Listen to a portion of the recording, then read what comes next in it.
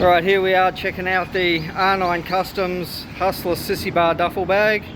It's made of 22-ounce waxed canvas. This one's obviously in the black, but it also comes in desert tan and military green.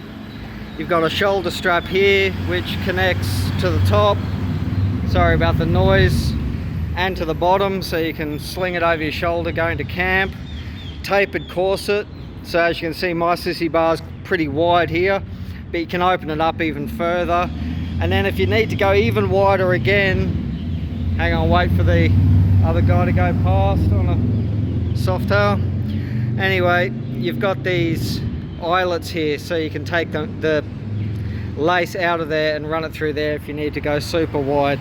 So it's roll top, nice thick double laminate edge stitched leather, all brass style fasteners, pocket on both sides, both with a drain plug in the bottom, so if you got a cold drink in there it's not going to pool up water.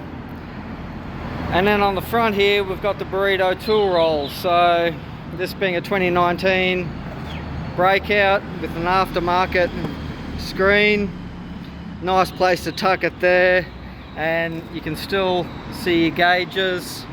Again, big thick leather.